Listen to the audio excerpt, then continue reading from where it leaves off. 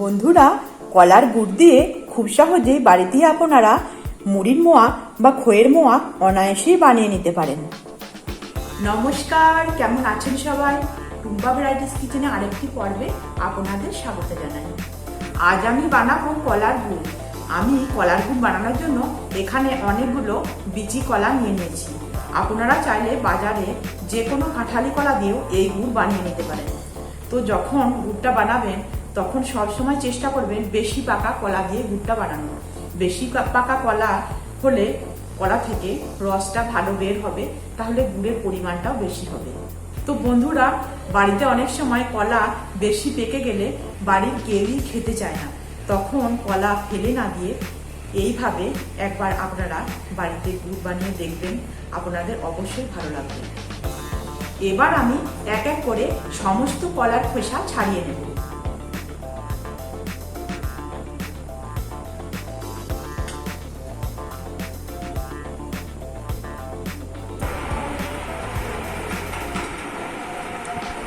দেখুন বন্ধুরা, আমার সমস্ত কলা ছাড়ানো হয়ে গেছে।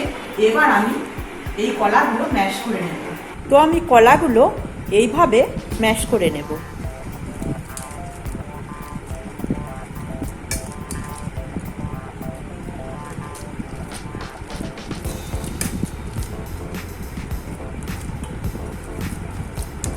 সমস্ত কলা আমার ম্যাশ করা হয়ে গেছে। এবার আমি একটা স্টেনারের সাহায্যে এই কলাটা ছেঁকে নেব।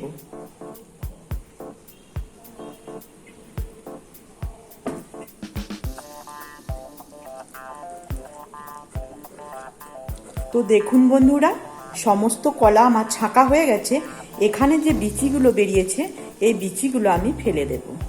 আপনাদের যদি স্টেনার না থাকে তো আপনারা এরকম ফুটো ফুটো থালাতেও এই কাজটা করে নিতে পারেন।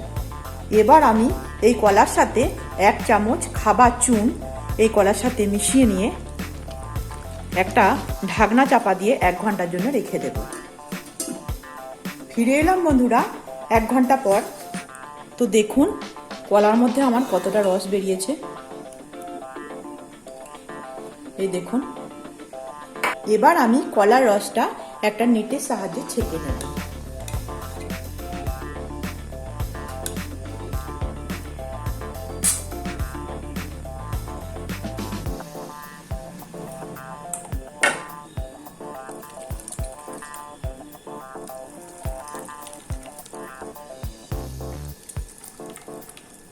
কলা থেকে সমস্ত রস আমি বের করে নিয়েছি। এবার আমি এই কলার রসটা গ্যাসের মধ্যে জাল করে নেব। এবার আমি গ্যাসের চুলায় একটা কড়াই বসিয়ে দিয়েছি। এবার আমি রসটা ফুটতে দেব।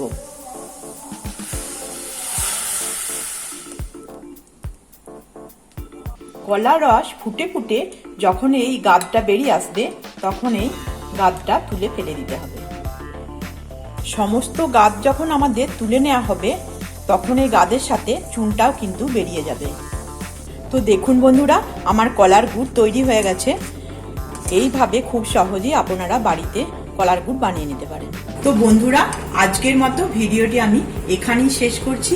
আমার ভিডিও যদি আপনাদের ভালো লেগে থাকে তাহলে প্লিজ বন্ধুরা আমার চ্যানেলটি like, comment, share and subscribe করার অনুরোধ রইল।